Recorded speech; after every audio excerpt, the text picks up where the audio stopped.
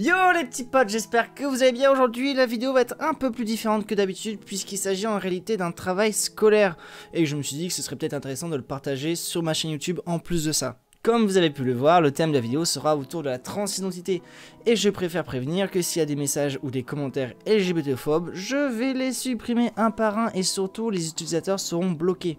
En revanche, si vous êtes curieux sur des questions ou des points auxquels je n'ai pas abordé, je me ferai plaisir de vous répondre au maximum tant que je peux. Et sur ce, je vous dis bon visionnage. Bref, il faut vraiment que la nature soit bonne fille pour se laisser pousser aussi souvent la moustache et pour troquer sa poitrine contre un pénis. Il ne faut pas évidemment les discriminer, ça existe, mais je trouve qu'il y a un peu une épidémie aujourd'hui de transgenres, il y en a beaucoup trop. Il faut leur dire ça passera. Voilà, il faut arrêter de tomber et de se soumettre aux injonctions abominables des militants LGBT. Je trouve qu'on a une identité à la naissance qui est d'être un homme ou une femme. Voilà, point final. Et moi, ça reste très catégorique. Et je peux changer d'identité quand je veux, comme je veux, 4 fois dans la journée s'il le faut. Je trouve que c'est problématique qu'on en finisse avec les identités.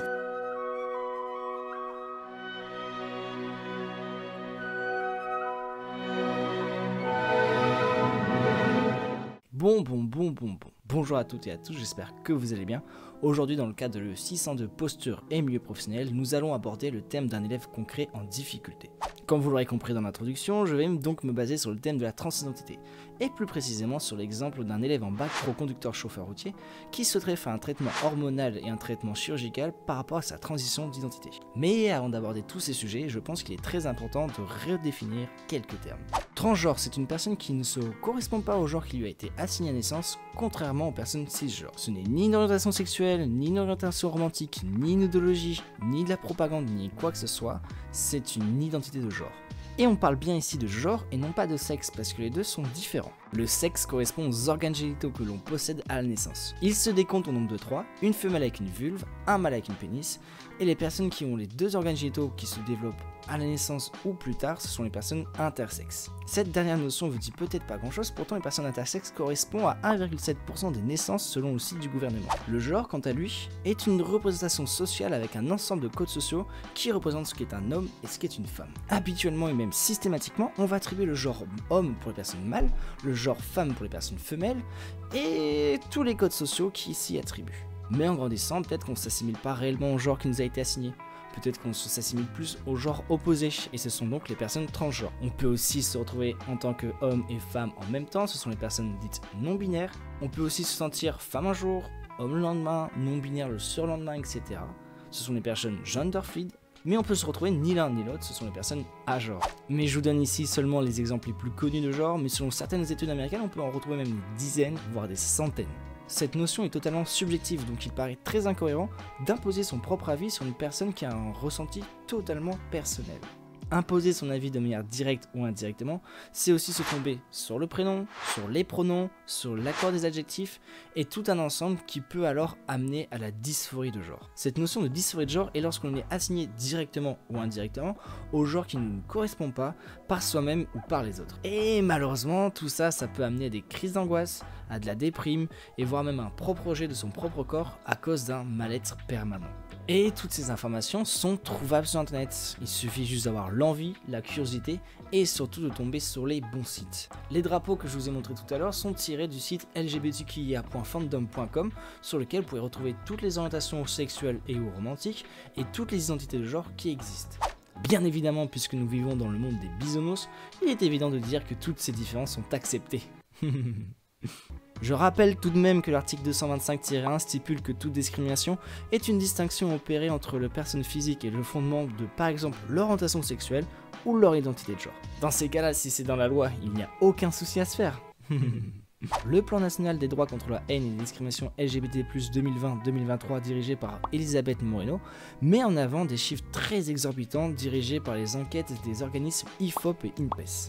En 2019, c'est 1870 actes homophobes et transphobes qui ont été signalés, ce qui correspond à peu près 5,12 cas par jour signalés, et je tiens à dire signalés.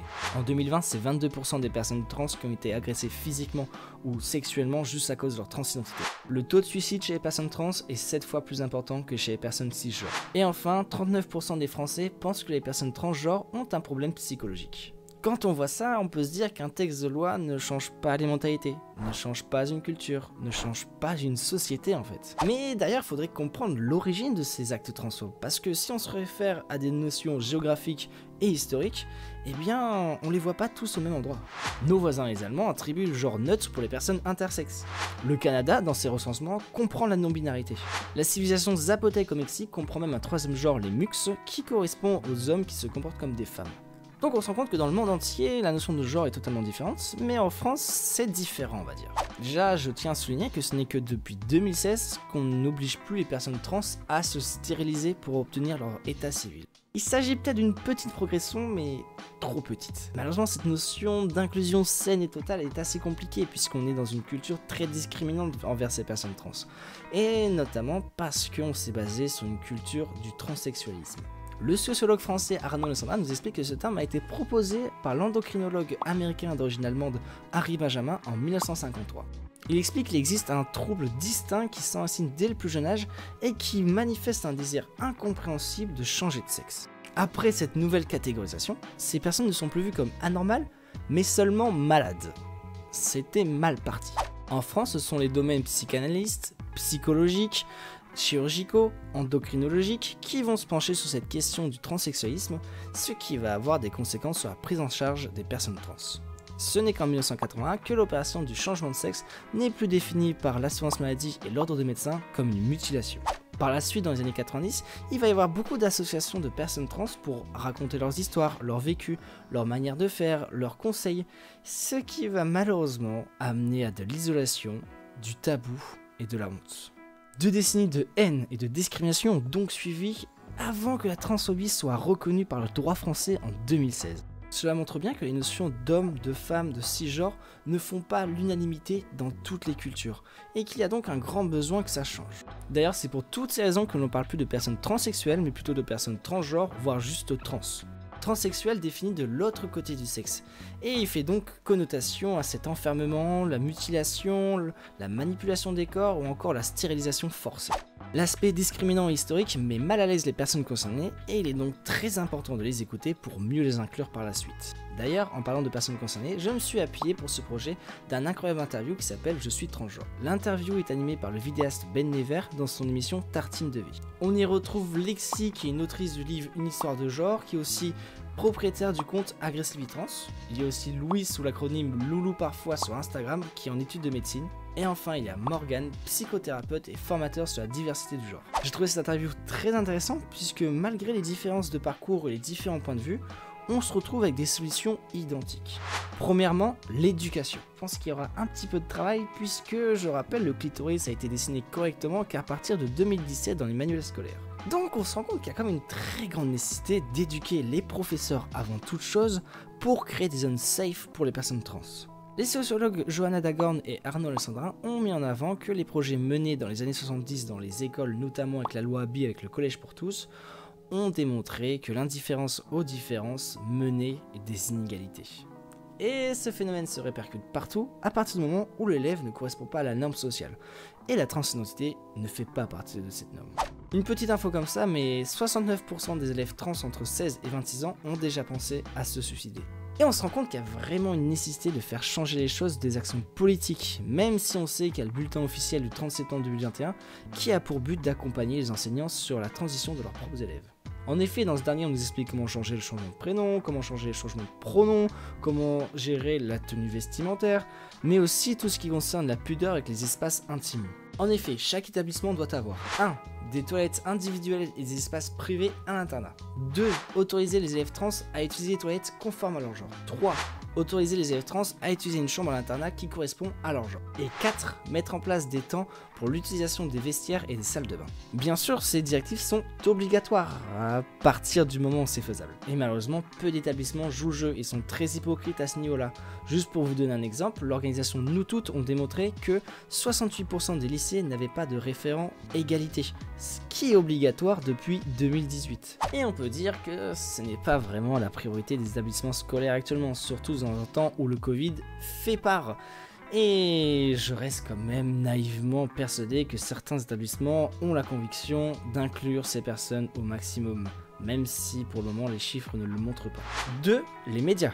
Les médias sont les premiers transmetteurs d'informations, ils nous induisent à avoir un avis sur tel ou tel sujet. Ce que reprochent les invités de l'émission précédente, c'est une faible représentation des personnes transgenres et souvent très péjorative. Tout comme cette vidéo que vous êtes en train de regarder à l'instant, je ne parle que des points négatifs de la société et je n'ai pas trouvé de points positifs. Pourtant, c'est un soulagement incroyable de pouvoir enfin se comprendre, de pouvoir enfin se définir soi-même, mais pour le moment, c'est pas possible.